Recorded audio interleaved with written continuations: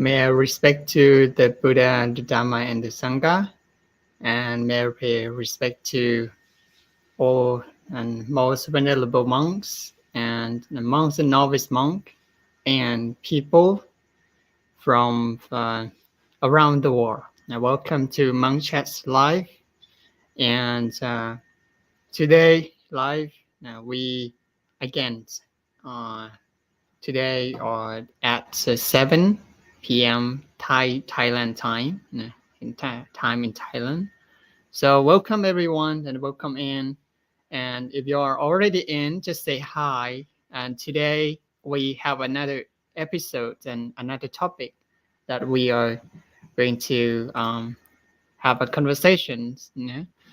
So hi, Sang ready, Sa Paddy. Okay. Satu. And okay, welcome. Welcome. Okay, so just let me know where you're watching, so where you're from, and just like give the comments. Give a comment on the comment section. Okay, Sang lady from Laos. So welcome everyone. Okay, thank you very much for joining us today. And we are going to have a discussion. So the topic today is going to be about wisdom and compassion. So it's very interesting to talk about the wisdom and compassion.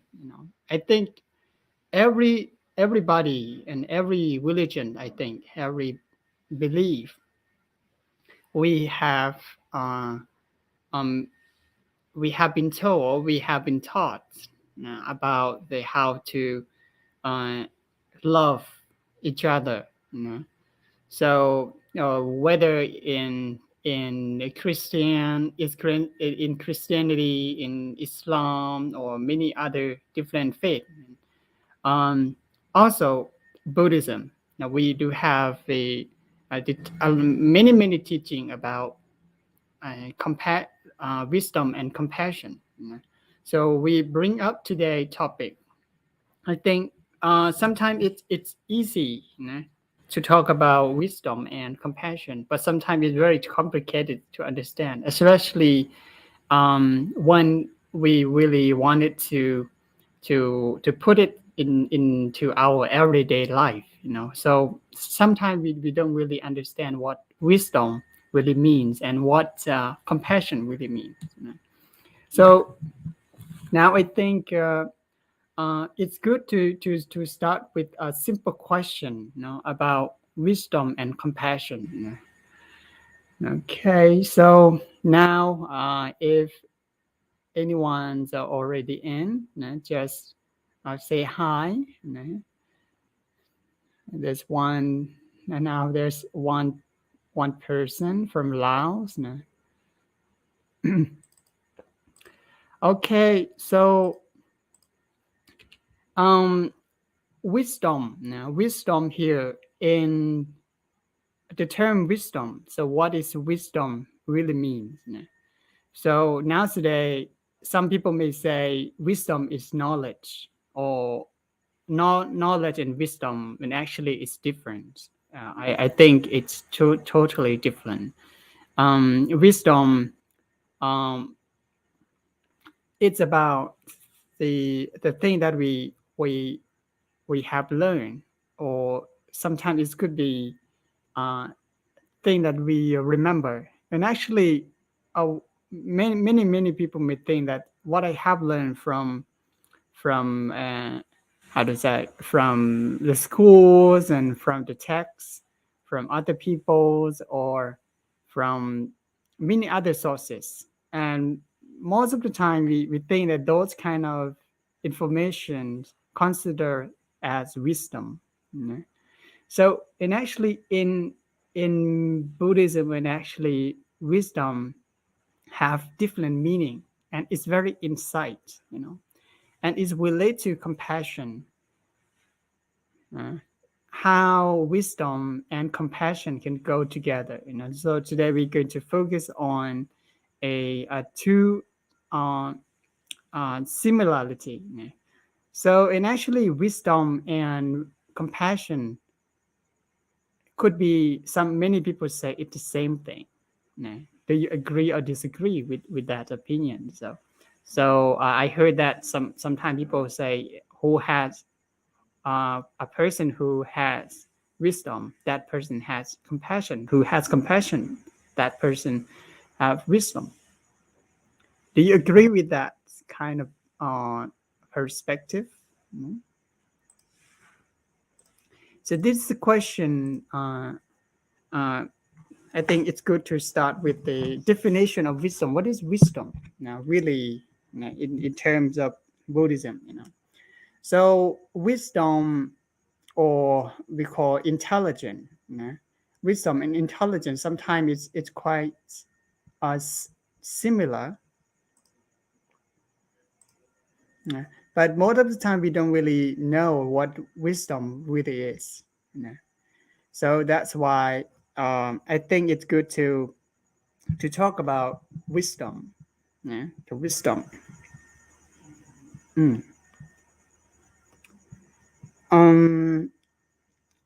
Actually, I got a very interesting book about the question and answer about Buddhism, and I came across a very interesting question about wisdom and compassion.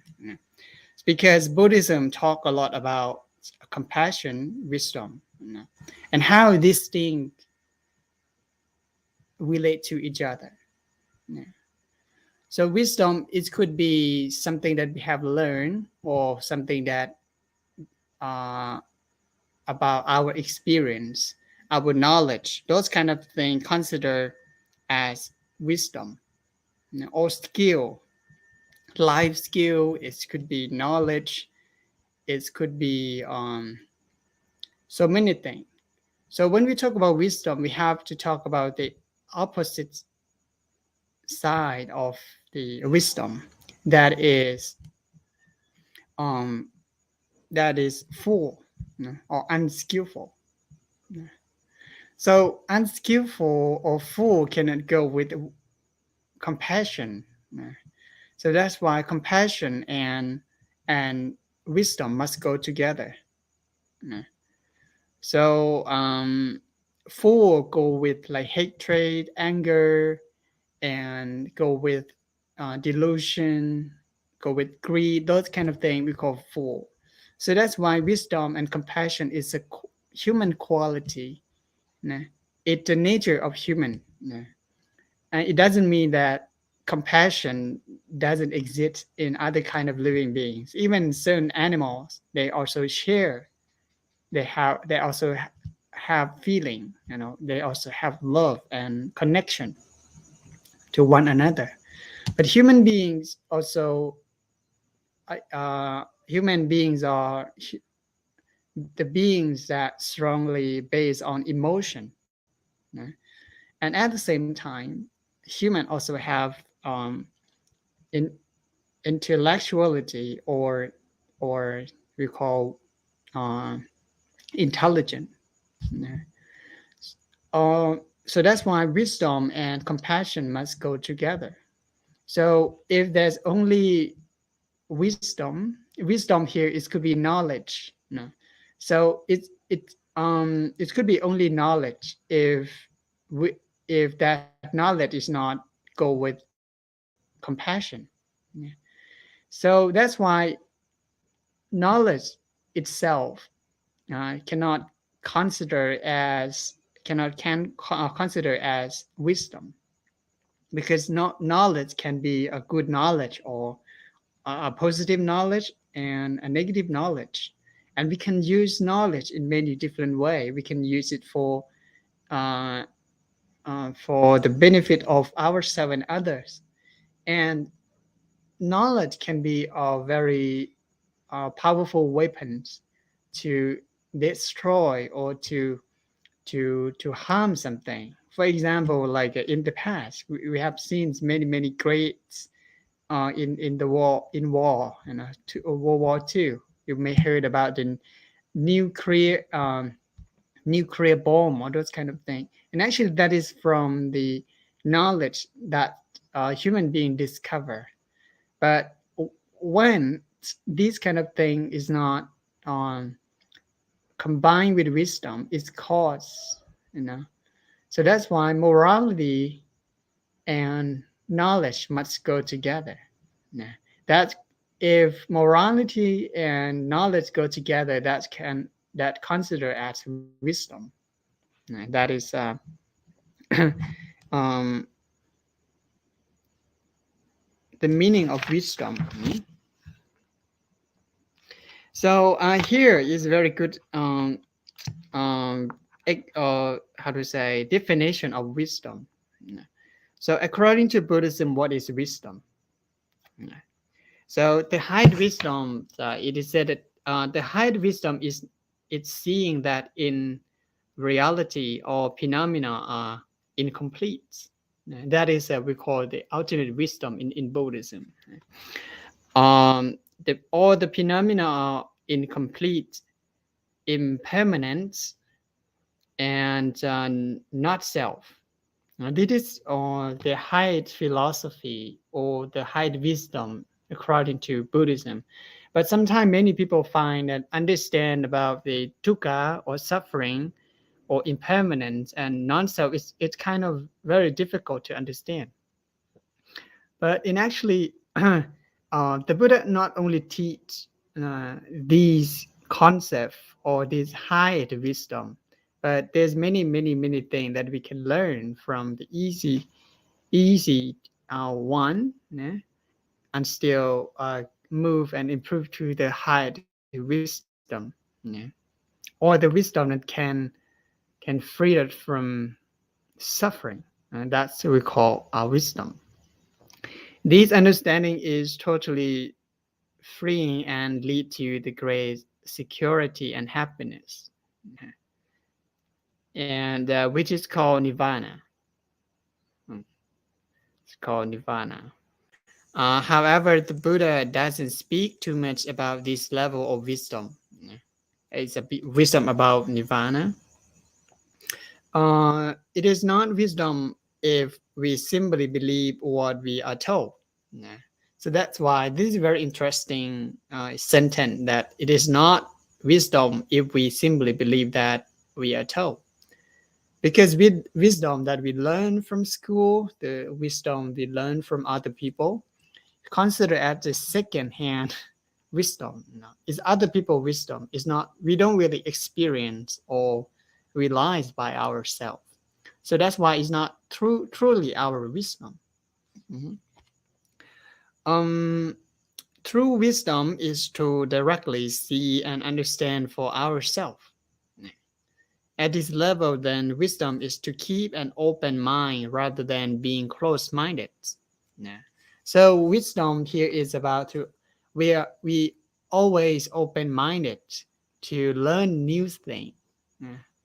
So it's like if we compare, it's like we are not a full glass of water, but in the glass, uh, it's like we always make our life. It's like a empty glass, so we can feel new water in and in always. And listening to other point of view rather than being bigoted, to carefully examine facts that contradict our belief rather than burying our head in the sand, to be objective rather than prejudiced, and pay this to make time about forming our opinions and belief rather than just accepting the first or most emotional thing that is offered to us, and to always be ready to change our belief when facts that contradict them are presented to us. A person who does this is certainly wise and is certainly to eventually arrive at true understanding. So um it means that this is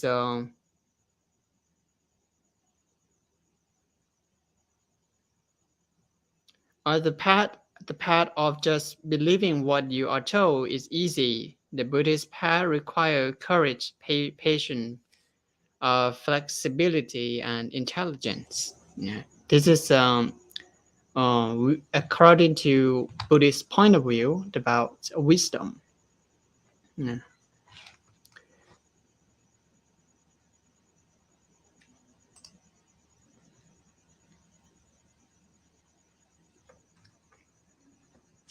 So now let's take a look more about compassion. Now, what do you think? What do you think? What is your own understanding about wisdom?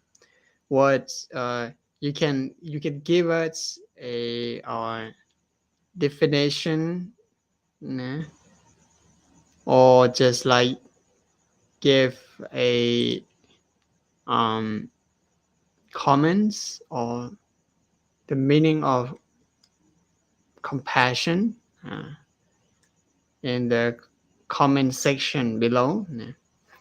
So, what is compassion to you, for you? So, compassion um, in in in Pali term, it means karuna. Karuna. So, karuna, compassion here, it cannot separate from wisdom. So some people, when it's this sense of like feel empathy with someone. So like when you see other people suffering and you take that suffering as your, so that we call compassion. So understand other people feeling how suffer or they are, or how difficult situation that they have at that time. So this is um, we call compassion. So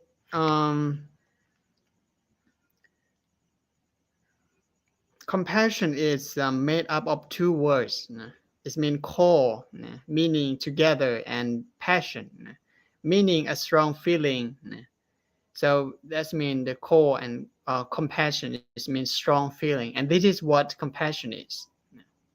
And when we see someone in distress and we feel their pain as if it were our own, and strive to eliminate or lessen their pain, then this is compassion. And when you see someone or you suffer and you want to lessen their painful feeling, that is the sense of compassion. So all in all, it's about to all the best in human beings, or the Buddha, like the quality like sharing, readiness to give comfort, empathy, concern, and caring, or manifestation of compassion. You will notice also that in the compassion, passion, care, and love toward others has its origin in care and love for oneself. Now, we can really understand other when we really understand ourselves. We will know what best for others. When we know that best for ourselves, we can feel for others when we feel for ourselves. So in Buddhism, one's own spiritual development blossom quite naturally into concern for the welfare of others.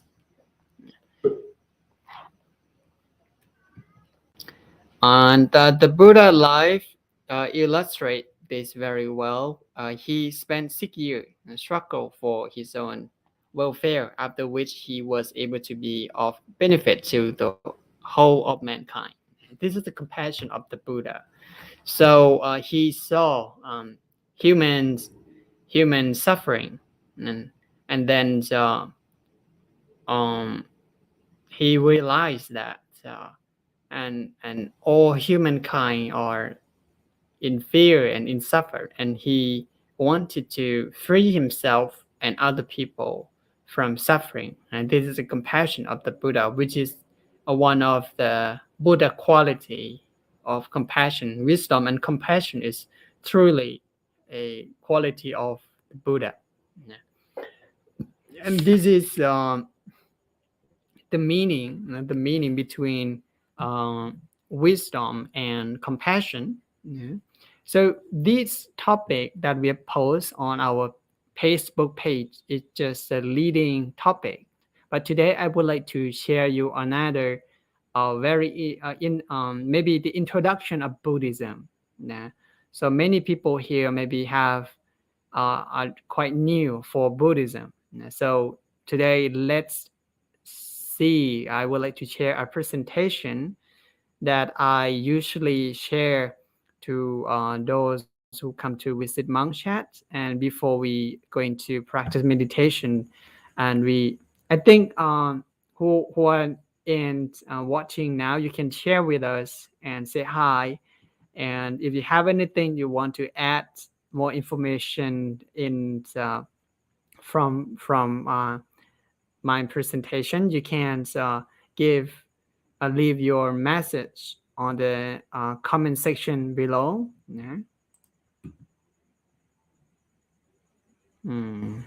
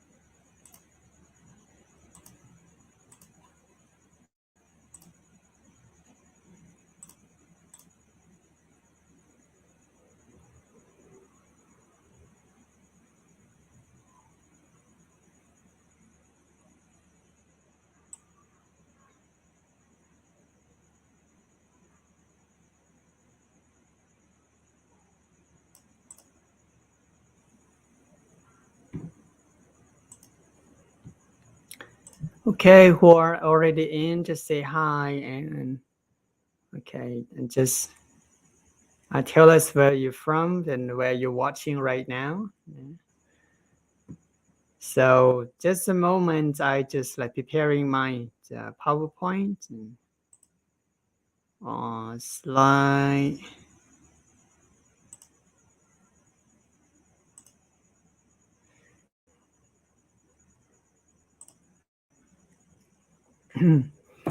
Hello, hello from hello Song Yo Show. Hi from Malaysia. Hello Song Yo Show. How are you?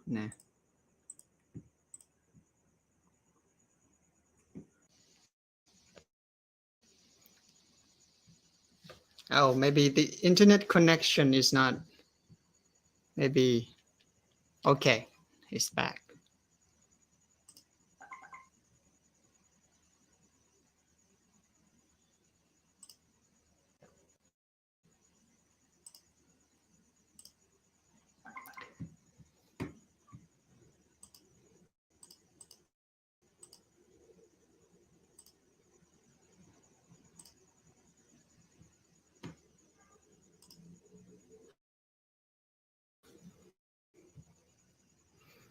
Okay, guys, and this is just short biography of the Buddha.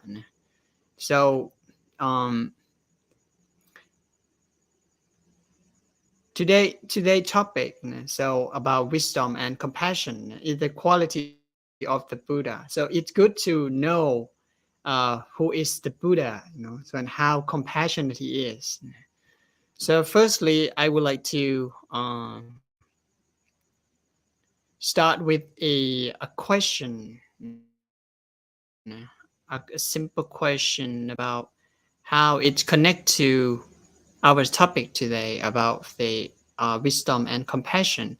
And if we, in the Buddhist chanting of one of the chanting, it's talking about the quality of the Buddha, the quality of the Dhamma, and the virtue of the Buddha, the virtue of the Dhamma, and the virtue of the Sangha.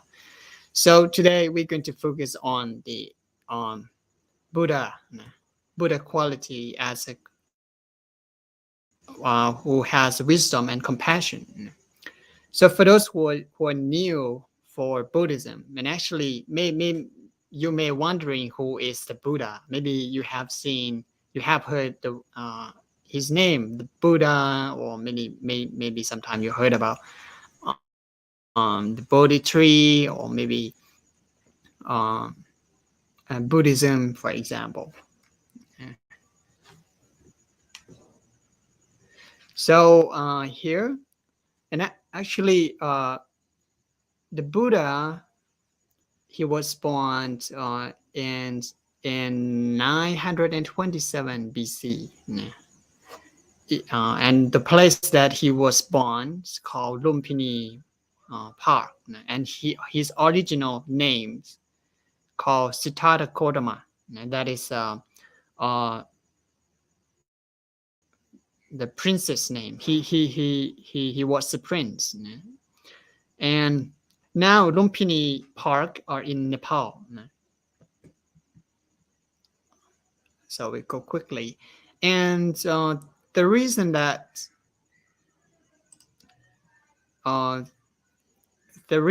caused him to reborn, the reason that caused him to reborn in,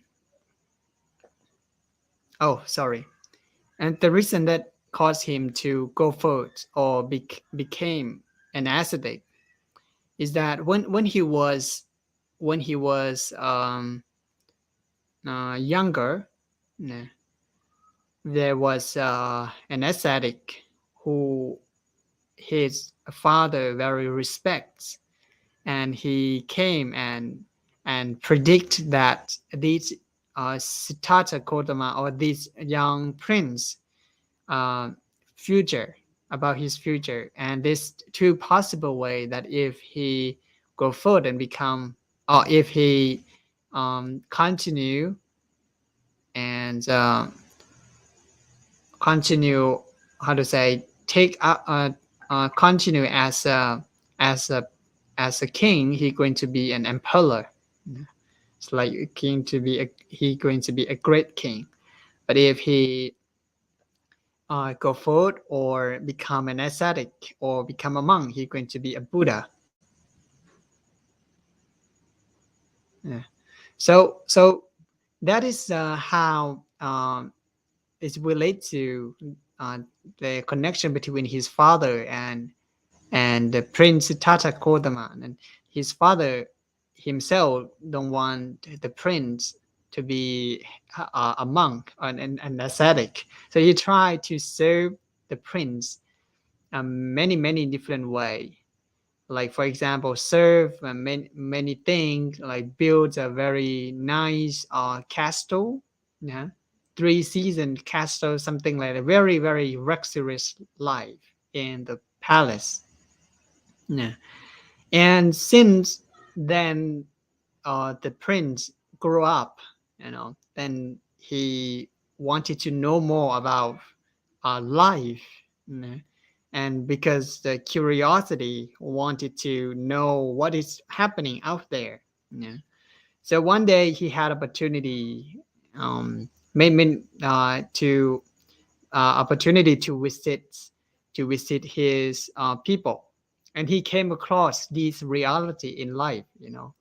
So he saw what we call foresight, or the truth of life, which is he have never seen while living in the palace, in the palace. And the first thing that he saw is old man, an old man who looked very different. We saw the picture here is an old man with gray hair and with a stick and walking very slowly and shaking. And because his curiosity, he asked his follower named Channa. Channa, and he asked, "Who is this man? Why he look very old and why he looked very different from us? What happened to him?" And Channa, his followers said, "Oh, this is old man, my prince. He older. He was the person who used to suck the milk from his mother when he was younger. He used to be a baby, for example. So that's the meaning. He used to be a baby. He used to be a teenager. He used to be young like us." Now that is the additional explanation from this point.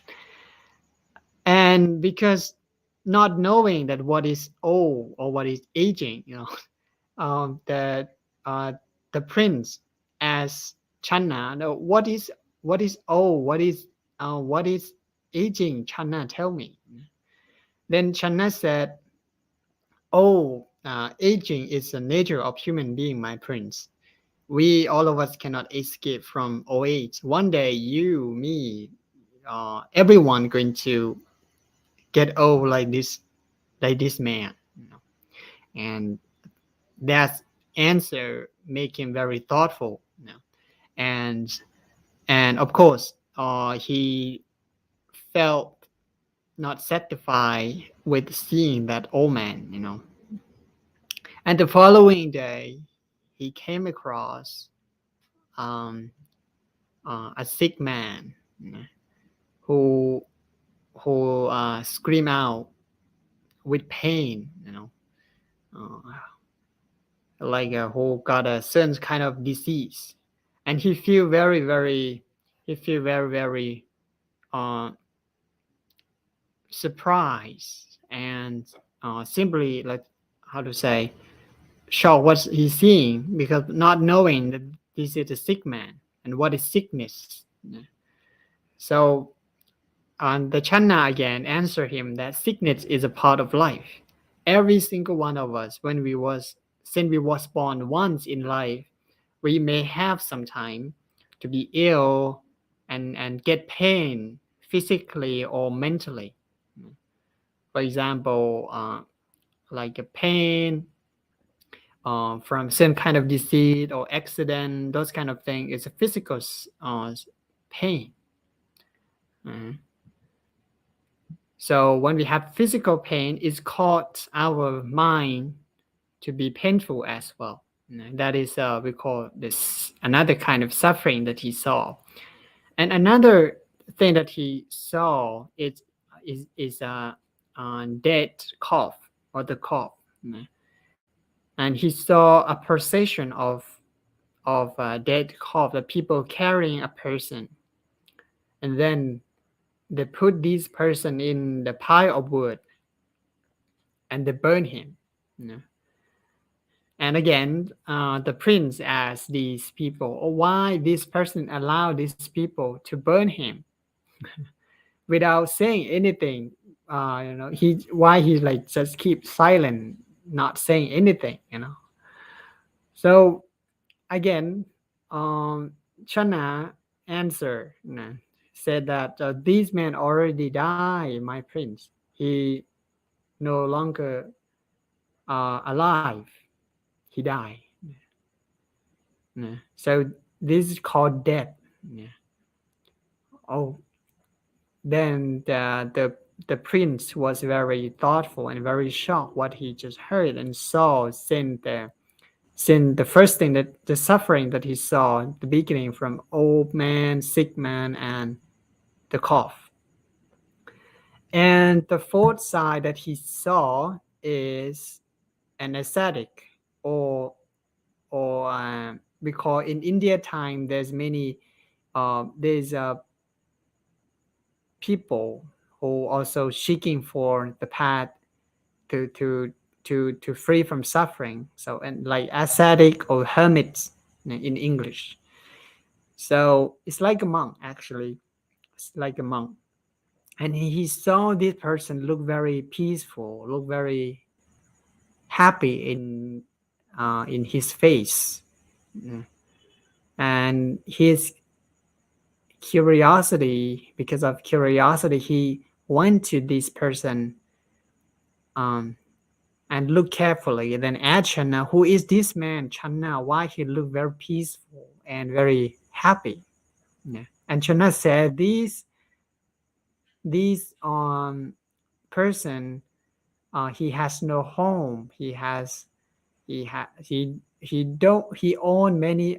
own very few things. He give up, how to say, household living, like no family, no house, no, how to say, very little belonging. For example, the four basic need. It's like a beggar, but it's like a spiritual beggar, something. So, but he feel very peaceful and very relaxed seeing these hermits. And finally, he thought that maybe these being an ascetic or being a monk could be the way to free from this suffering. And then he finally decided to ordain. He decided to leave the palace.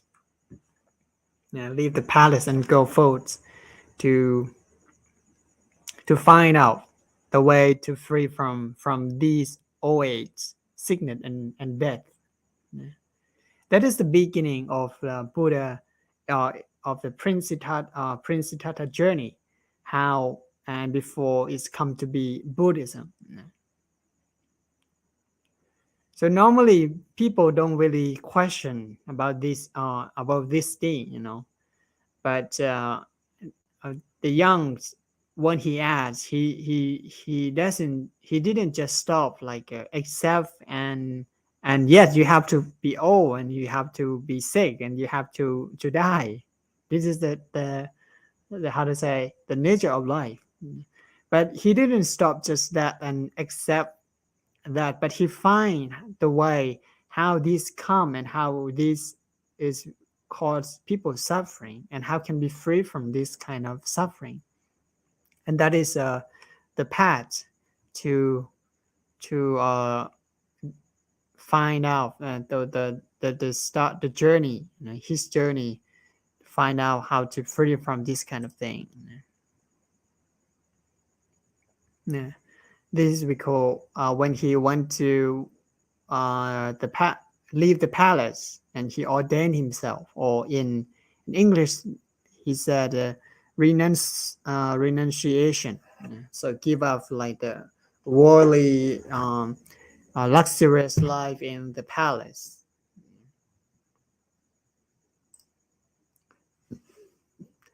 Okay, hi Venerable. Thank you for your sharing. Person, thank you. And STC Sean, thank you very much for joining us today, chatting. If you have any question during this discussion, you can share with us. If you have any interesting thing to share, maybe we can post your comments on our live here. Mm-hmm.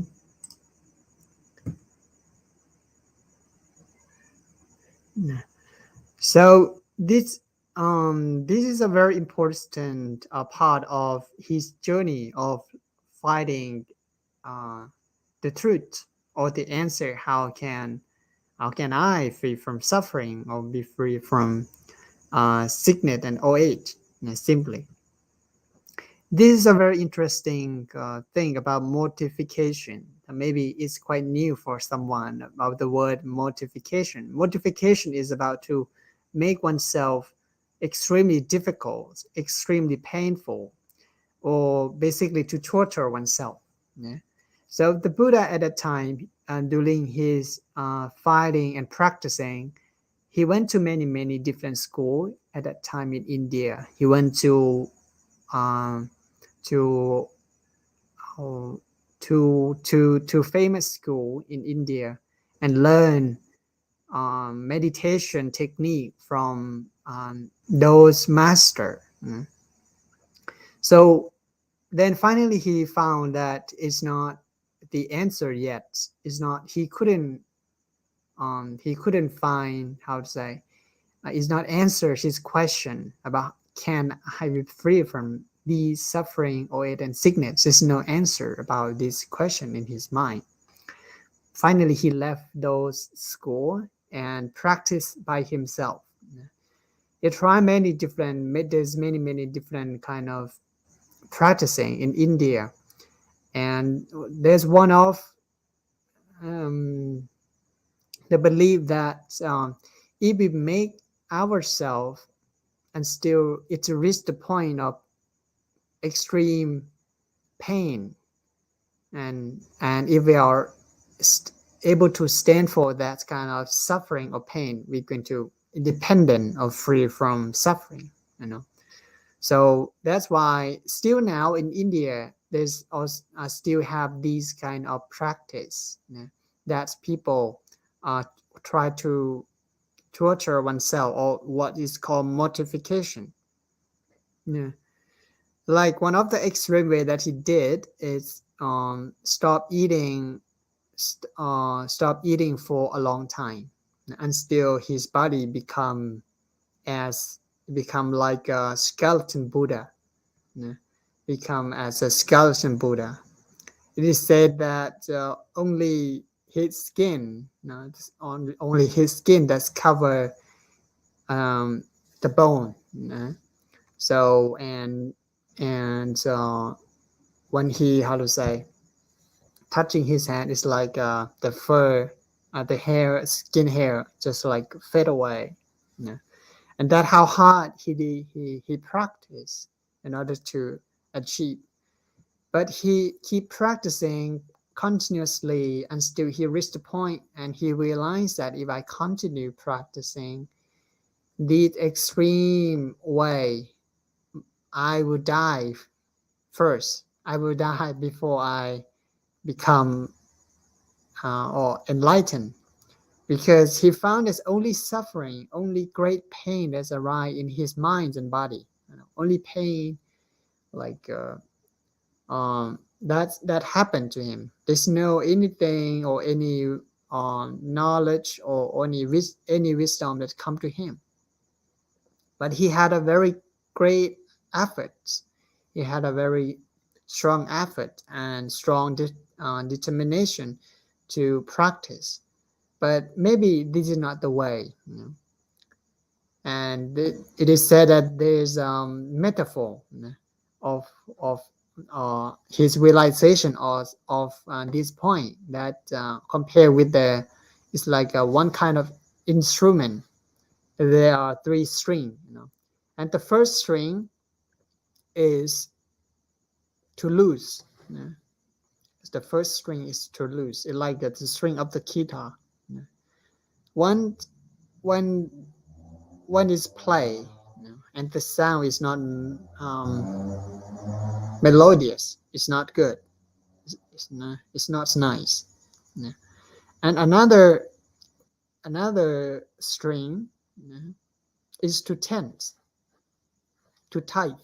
Is to tight. When it's played, the string is broken. So compare like he or and is related to his practicing now, maybe it's too tense. And but another string is not very tense, it's not too loose or it's not too tight. When it's played, the sound is very melodious. And finally find out, oh, maybe I what I'm practicing maybe is too tight. So my body no longer cannot stand to continue practice in this way. Then he changed his mind and turned to eat and meditated. Now when his mind is strong, his body become healthy. The mind is ready to practice. And the night before he achieved enlightenment, there were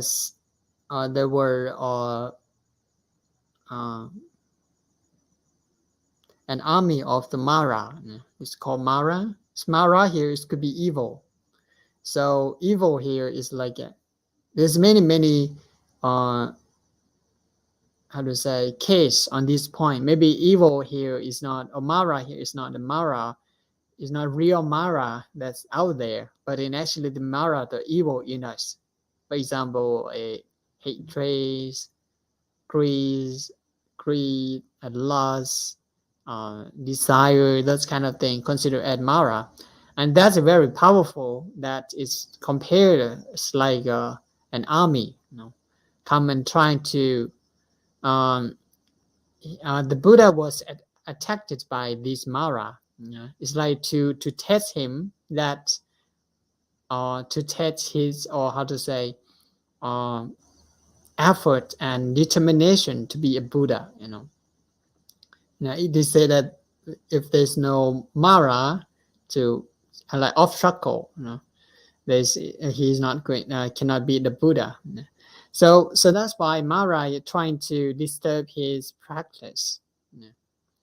They say that his that strong determination allow him to be able to overcome this Mara. He recall his good deed, what he have done, and his determination to be the Buddha. Since he used to be many in his past life, according to his biography, he have done and accumulating good quality to be a Buddha.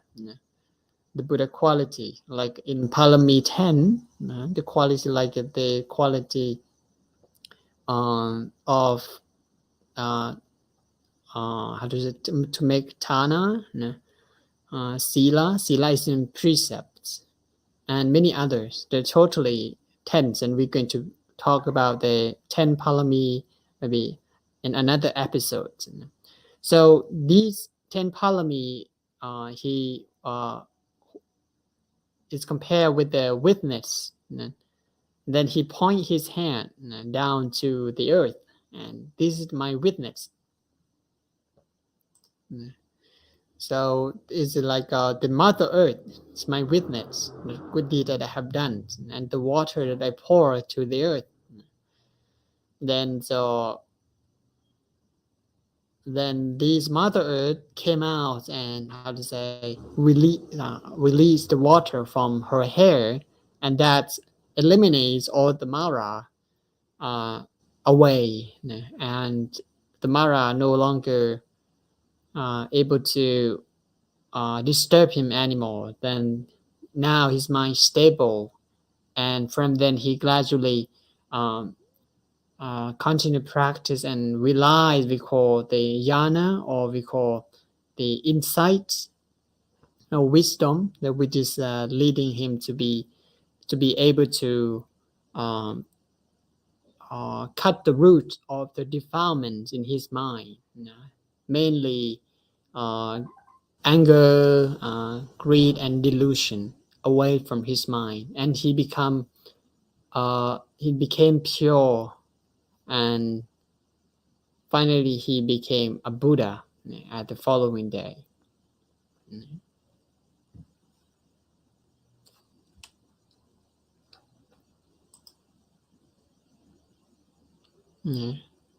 So after he achieved enlightenment, then he spread his teaching to people. So his first teaching is called Dhamma Sutta, and his main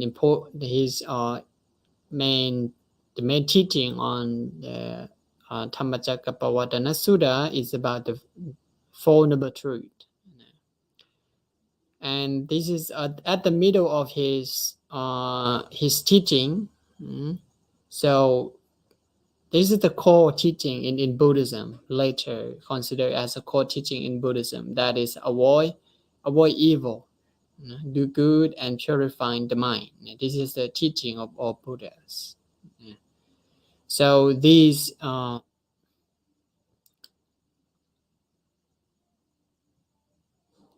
relate to the coming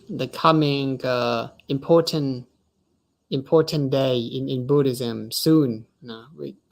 Buddhist people are going to celebrate on this important day that is called Magha Puja Day. This is when the Buddha he preached his teaching about the core teaching in Buddhism.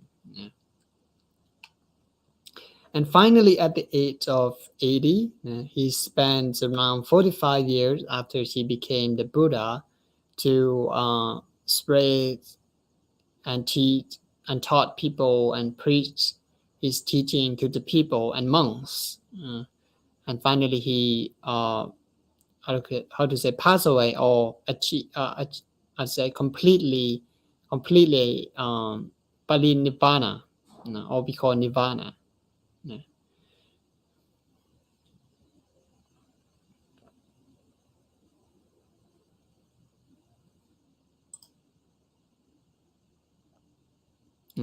So in conclusion, briefly conclusion, he was born in 627 BC, renunciation at the age of 29, and achieved enlightenment at the age of 35, and parinibbana at the age of 80. This is the basic we call background of Buddha biography. So if you have any other anything to share from this point, feel free to share with us here.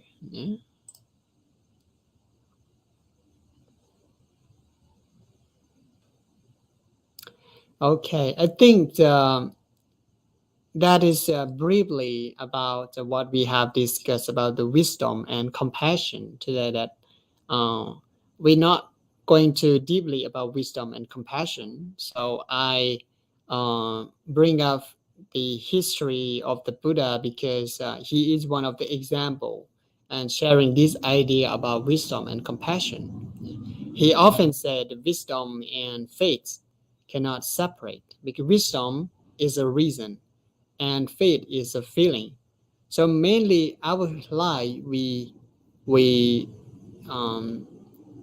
are beings that based on, sometimes we are logical, sometimes we are emotional. So that's why we have to balance between reason and emotion.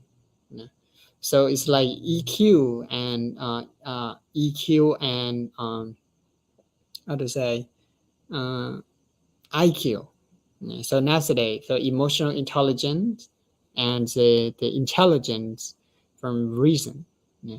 That is, if we compare for the modern world, I think wisdom and compassion is this thing. One another cannot like. We have to like make both balance. So that's why Buddha is one of the person who share this idea.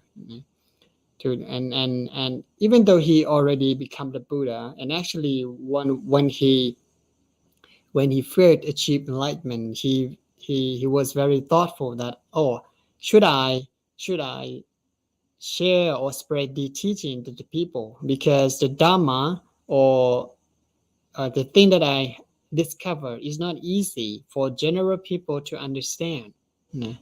But because of his compassion, he thought that there's certain people who has less, we call who has less defilement in their mind.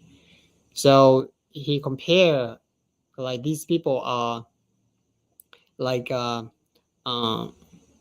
like how to say, it's like a lotus.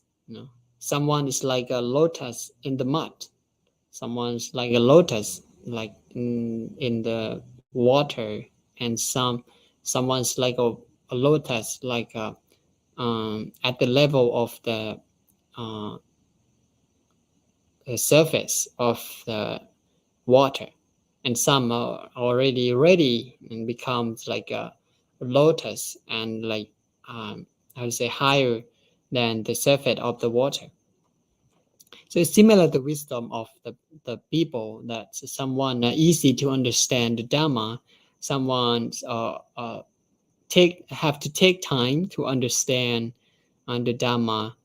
Sometimes maybe some people have to listen again and again, again and again, again and again, and still that person are able to, and finally that person will be able to understand. Yeah.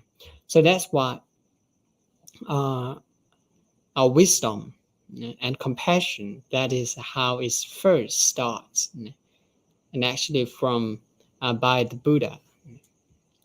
So now I think next time that we're going to talk about Dhamma. Now we already mentioned and talk about the Buddha. And next time we are going to focus on the Dhamma or the teaching, which is a very important part. And what I have a schedule here, and actually it starts from Buddha, Dhamma, and the Sangha, which is a very important part on Buddhist school, and that we should understand, especially when we come to practice. So the Buddha, Dhamma, and the Sangha is very important, because these three triple gems are considered as a guide. So it's like our refuge. So it's like when we are confident on this refuge, it's like the guide leading us to the destination.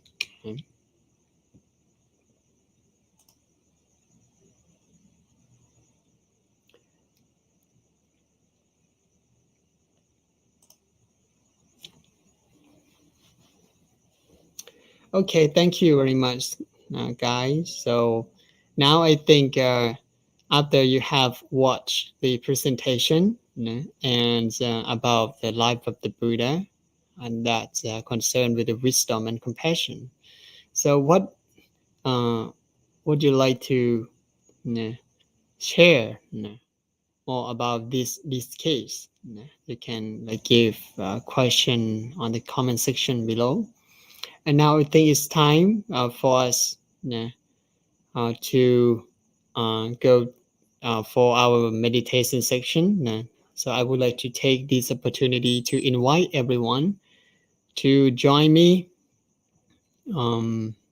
to practice meditation together for a short time. And if you are free and available now, just like prepare yourself and get ready to practice meditation together. Hello, Sanu Gupta. Sanu Gupta. Namaste, Pante. Thank you very much.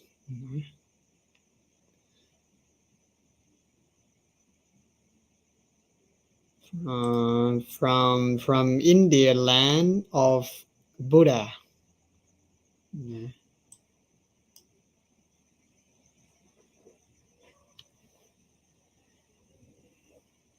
Yes, thank you for sharing that. Yes, so what we have mentioned that the Buddha was an Indian prince. He was an Indian prince and lived in. There's many story and many interesting things to talk about India as an important place in Buddhism there, and many people, how to say, went to pilgrimage and the holy places in India,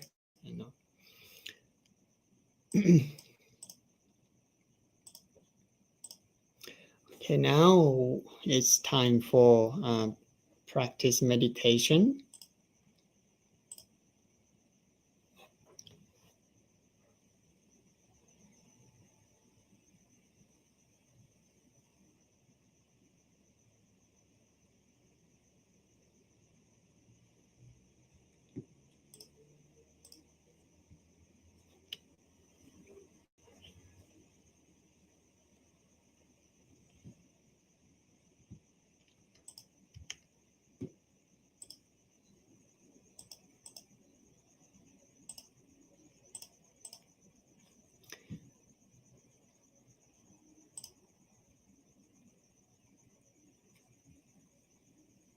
So meditation practice is one of a very important part to is a we call a practical term in Buddhism. Is a main so to say part of the training. That is, meditation is not only about sitting cross-legged like a Buddha, or it's not just simply that position only. And actually, we can practice meditation many in any position and even any time if we know the technique. But it's important to learn, and we call it the formal practice. In formal practice, later you will be able to apply with your daily life. That is we call how to say the informal and formal practice. Mainly when we talk about meditation, actually meditation is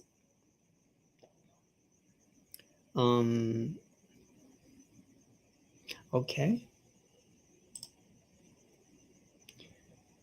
From Sonu Gupta, I want to ordain as a monk in Thailand. Can you guide me?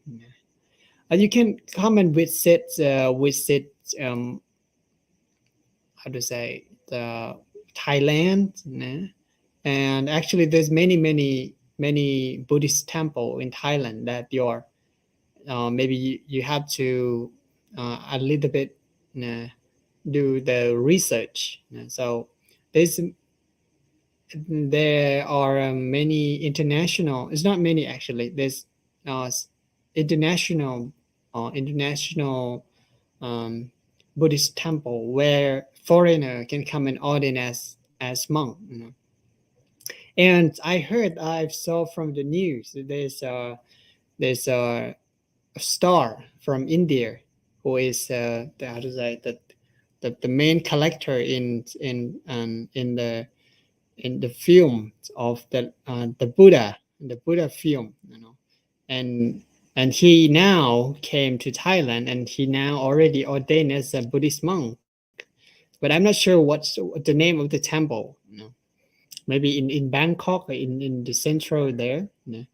So, and actually, if you come to Chiang Mai, there are temple that maybe I can we can you can ordain as a monk and practice. So here in Chiang Mai, there's one Lampering actually, which is how to say they are vipassana. They also provide a meditation vipassana practice, and you can ordain as a monks there, and practice meditation as well.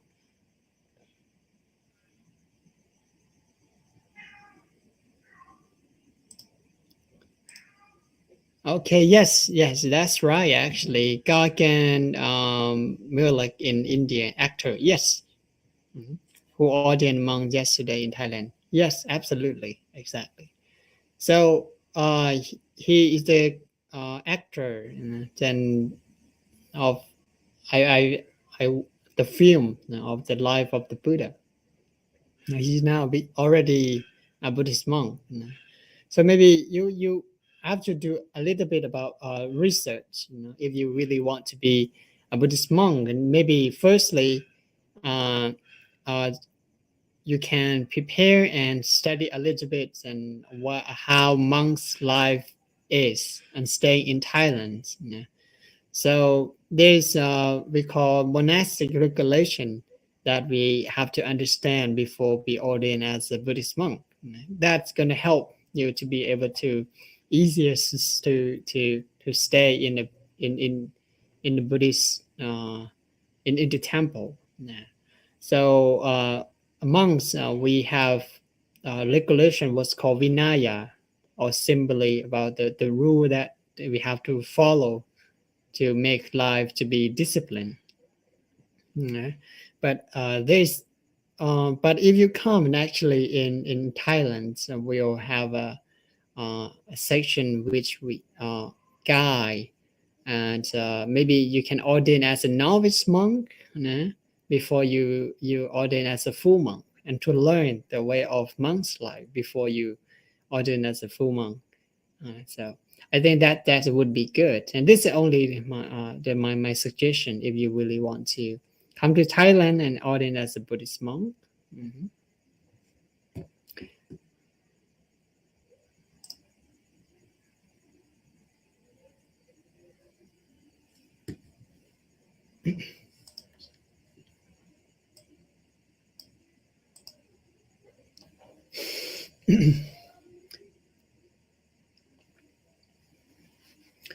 Okay, now so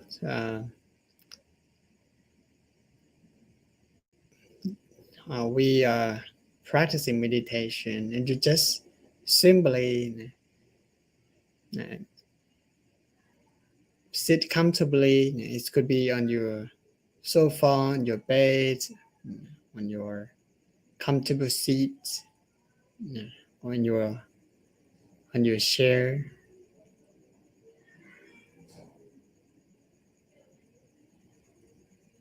And just relax your mind and your body. It's going to be better if you keep eye closed. You keep your eye closed.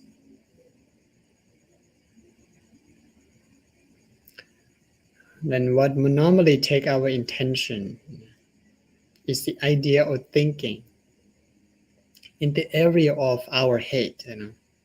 Our brain is function all the time, and mainly we will follow with those idea and this thinking and this thought.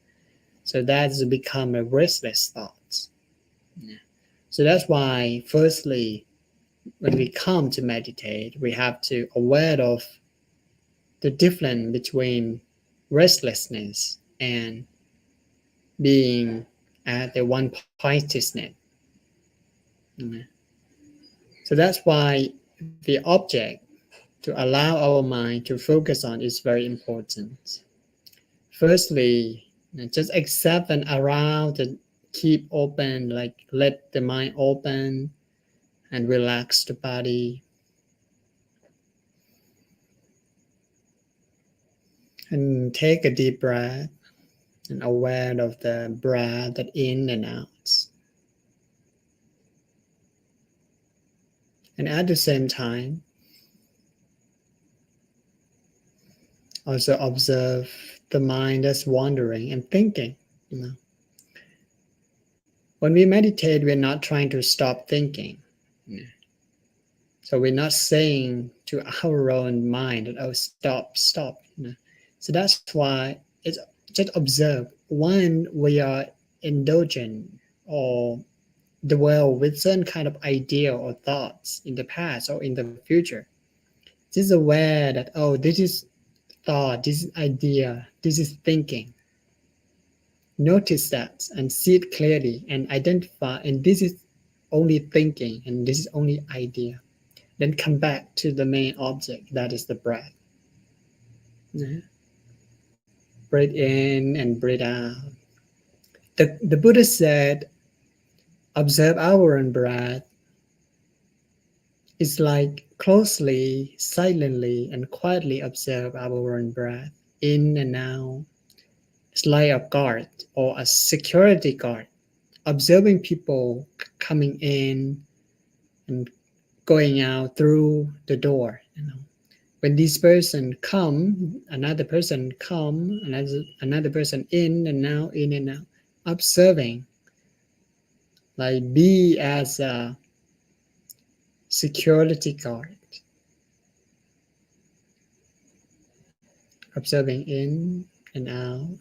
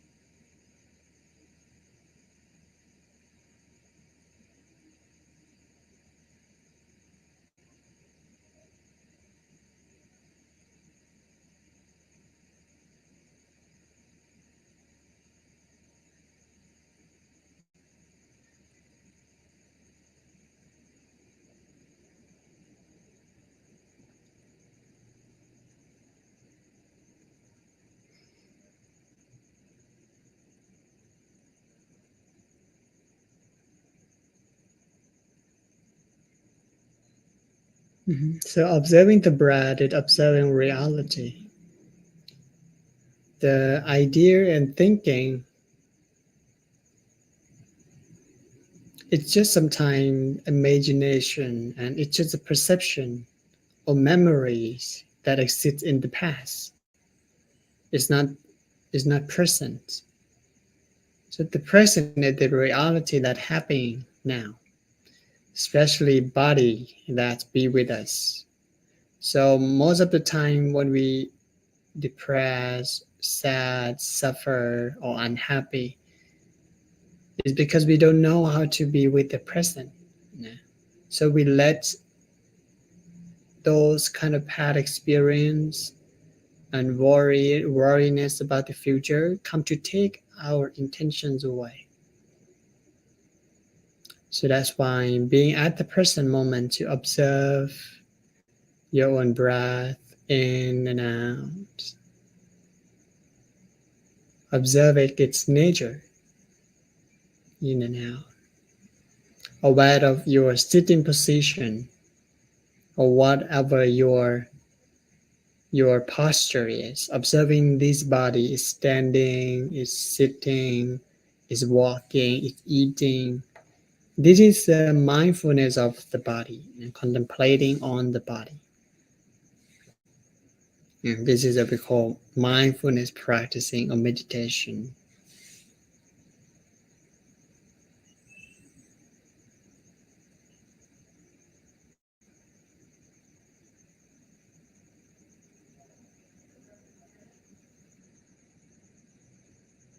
And if you really focus on your breath, you will find that there's no past, there's no future. When you're not paying attention on idea or thoughts, only something that you can really feel at the present moment. It's like your, so for example, your hip are touching on the chair you're sitting now. You really feel that the chair and your hip are touching each other. And that feeling is the feeling that's arise and happen this present moment.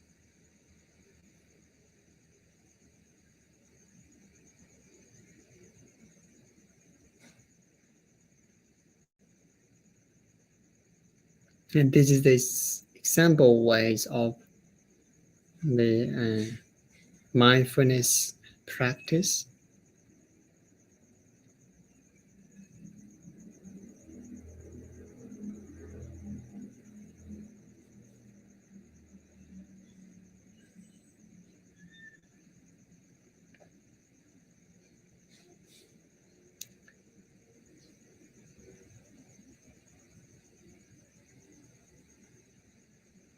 Okay, now lastly, we are going to practice a loving kindness together. So spread love and kindness to every kind of living being. More importantly, never forget to be kind to yourself before you be kind to others. Yeah. So you is the key important part the of the living beings. But we are not the center of everyone. We are not the center of everything. But we are part of beings. And we are part of society. We are part of these earth. We are part of these universe. Yeah. But we can create a great energy, a positive energy, love, compassion, and kindness, not only to ourselves and to other people. Understanding that whatever we love, other people also love. Whatever we don't want, other people also don't want. And this is the basic thing that we all share, understanding one another. Now, more importantly, that we have life today, we have to thank to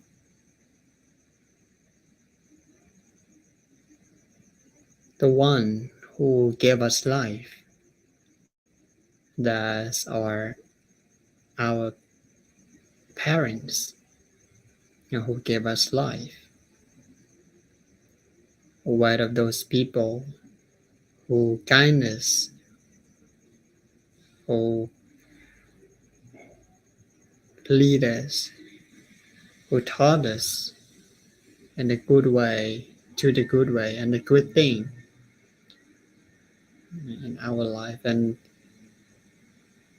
think of those people who respect and who you admire of. And think of those people who give without expectation.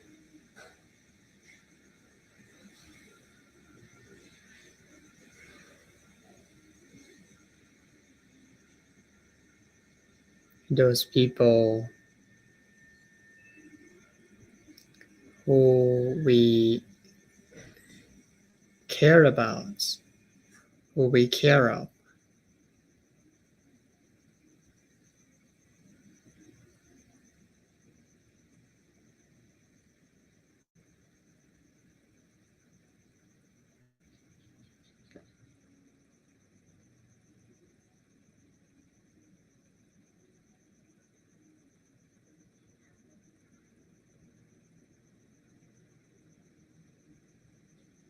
Now spread these energy, good energy to those people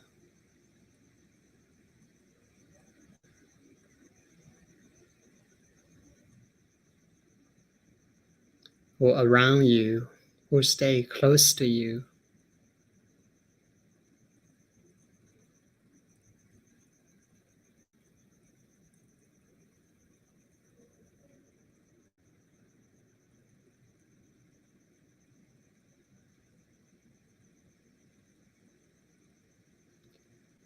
And now just spread that love and kindness to all kind of living beings. The living beings that we know or don't know, people who we know or don't know.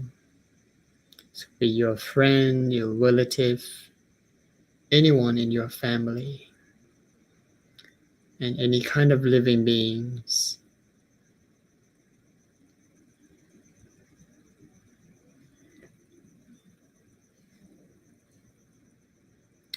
Any kind of living beings that's visible or invisible. Living beings that we see or don't see. With those kind of living beings, be free from suffering and pain.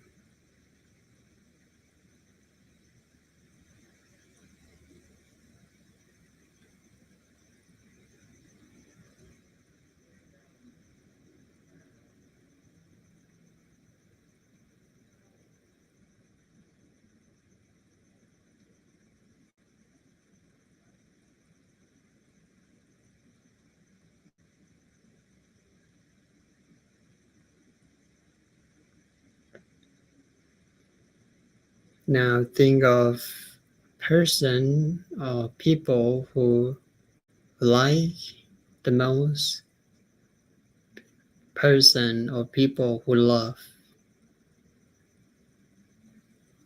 or people or person who you dislike.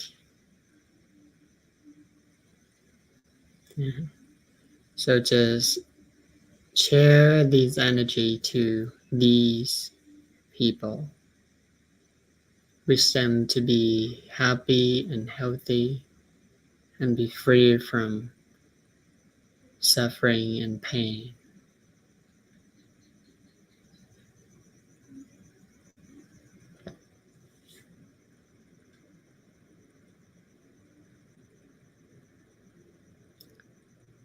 And then now just spread that love and kindness to yourself and wish yourself to be able to forgive. And soften your own mind and wish your own mind to be a skillful mind, a happy mind, a happy life. May all living beings be free from suffering and pain. May all living beings be free from violence and war. May all living beings be happy and secure.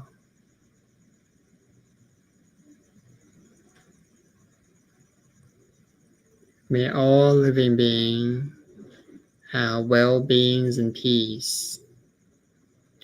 May peace and happiness be revealed to the world. May peace and happiness be revealed to the world.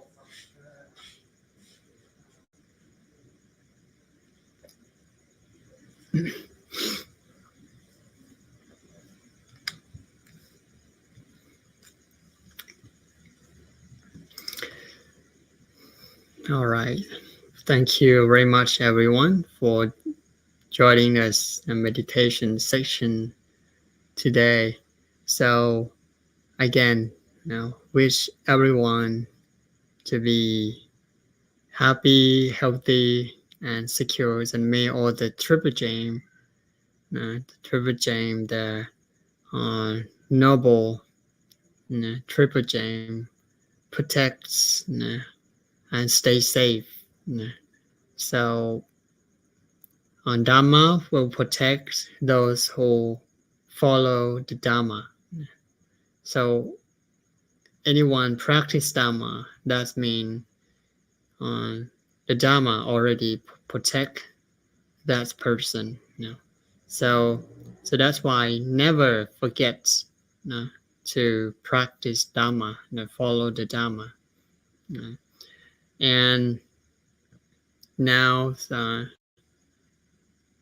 just be mindful. So mindfulness is key in life. So that's why you can whatever forget in life, but never forget to breathe. So not to be a neglect in life, because we don't know when death and pain and all when death will come to us. So that's why we have to make today as the best days of our life. So if you can make your day every day as you do your best in every day. So it's not important the teenager what it is. So that's why the way to be happy is not when we achieve the goal, but we can find happiness on the journey. So thank you very much for all the comments or the all the comments for today, and everyone for your time and for your energy, and see you until next time.